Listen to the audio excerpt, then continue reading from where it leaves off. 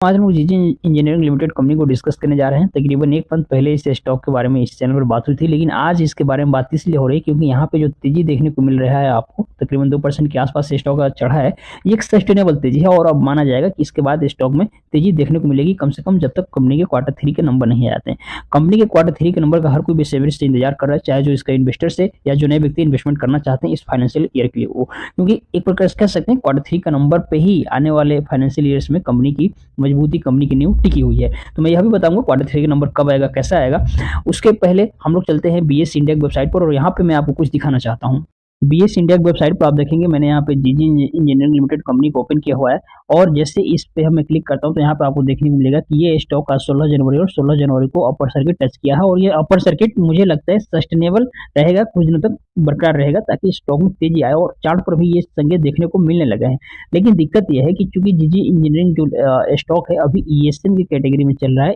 ESM मतलब enhance surveillance major, SEBI की निगरानी है इस स्टॉक में। सेबी को ऐसा लगता है कुछ गड़बड़ी है जिस वजह से सेबी ने इस स्टॉक को ईएसएम की कैटेगरी में रखा है और इसमें भी स्टेज 2 है, स्टेज 4 तक होता है। जैसे जैसे निगरानी बढ़ाई जाती है जांच परख करने के लिए तो स्टेज के बढ़ते जाते हैं, स्टेज 3 स्टेज 4 हो जाता है। तो अभी आप इसको बाई सेल नहीं कर पा रहे होंगे, इस स्टॉक में बाई सेल करने में भी परेशानी आ रही होगी यहाँ पे, लेकिन चिंता करने की कोई बात नहीं। Q3 के नंबर तक आप वेट कीजिए, उम्मीद रहेगा कि कंपनी में ये जो ईएसएम स्टेज की कैटेगरी में है स्टॉक उससे बाहर हो जाएगा। यहाँ पे देखिए कंपनी का जो ट्रेडिंग विंडो है क्लोज कर दिया गया था 30 दिसंबर को और उसके बाद 12 जनवरी को कंपनी के बोर्ड ऑफ डायरेक्टर्स का मीटिंग हुआ। क्लोजर विंडो बंद हो जाता है तो उसके तकरीबन एक मंथ के अंदर ही कंपनी के क्वार्टर के नंबर आते हैं, इसका ये मतलब होता है। तो कंपनी के Q3 के नंबर अब जल्द ही आने जा रहे हैं, आप ये मानकर चलिए। मुझे उम्मीद है कि दिसंबर लास्ट या फरवरी फर्स्ट वीक में आ जाएगा।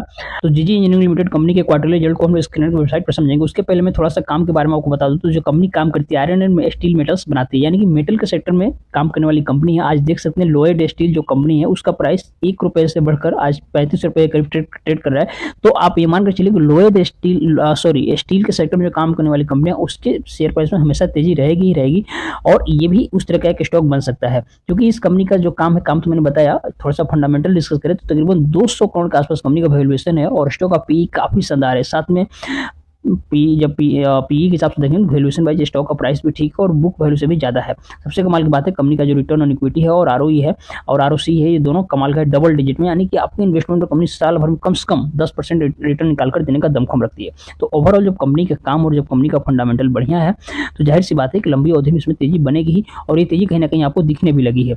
टेक्निकल डाटा ये बोलता है, एक साल के चार्ट पर मैं यहाँ पे आया हूँ कि यहाँ से देखिए जब ये स्टॉक इस लेवल में कंसोलिडेट कर रहा है तो आप जानते हैं कोई भी स्टॉक जब कंसोलिडेट करता है तो कंसोलिडेशन से बाहर निकलने के बाद प्राइस कहाँ जाता है, प्राइस ऊपर जाता है। तो यहाँ से भी प्राइस ऊपर आने के चांसेस हैं। अभी देखिए अभी जो स्टॉक का प्राइस है एकदम अपने सपोर्ट लेवल के पास है, सपोर्ट लेवल के पास आकर देखिए यहाँ से उठना शुरू हुआ है और ये उठेगा और जल्दी इसको ब्रेक करेगा और एक बार 3 रुपए के लेवल को ब्रेक किया तो सीधे स्टॉक का प्राइस 5 या 6 रुपए के लेवल तक आपको इजीली आते हुए दिखेगा क्योंकि बीच में इसका दूसरा कोई यहाँ पे रेजिस्टेंस या सपोर्ट नहीं है। ये जो गिरावट देखने को आपको मिल रहा है ये गिरावट इंस्टीट्यूशनल सेलिंग है, इंस्टीट्यूशंस ने किसी बड़े पार्टी ने सेलिंग किया था जिस वजह से गिरावट देखने को मिली। हालांकि पेनी स्टॉक में ये आम बात है, अभी कुछ दिनों में ये स्टॉक का प्राइस फिर से आपको इसी लेवल के आसपास जाते हुए दिखेगा तो यहाँ तक जाने के लिए आप तैयार रह सकते हैं। क्वार्टरली रिजल्ट को यदि डिस्कस करें तो क्वार्टरली रिजल्ट में आप पाएंगे कि कंपनी के जो नंबर्स आ रहे हैं सेल्स की यदि बात करें तो जो जून क्वार्टर रिजल्ट आया था वो कुछ खास नहीं आया था, मतलब पिछले क्वार्टर मुकाबले बढ़िया नहीं आया था, लेकिन जो अभी Q3 के नंबर आने वाले हैं वो काफ़ी बढ़िया आएंगे, उम्मीद के मुताबिक अच्छा ही आएंगे। मैं आपको यकीन के साथ ऐसा कह सकता हूँ। नेट प्रॉफिट की बात करें तो देखिए पिछले क्वार्टर में नेट प्रॉफिट थोड़ा सा कम हुआ, जाहिर सी बात है क्योंकि सेल्स कम हुआ था तो सेल्स कम हुआ था तो जाहिर सी बात है प्रॉफिट भी कम हुआ। लेकिन जैसे मैंने आपको कहा कि आप वेट कीजिए Q3 के नंबर का, आपको सेल्स और प्रॉफिट दोनों बढ़ते हुए दिखेगा और ये जिस सेक्टर में काम करने वाली कंपनी है उसमें हमेशा मतलब डिमांड रहेगा और जाहिर सी बात है जिस चीज़ का डिमांड रहेगा उसका शेयर प्राइस बढ़ेगा ही बढ़ेगा।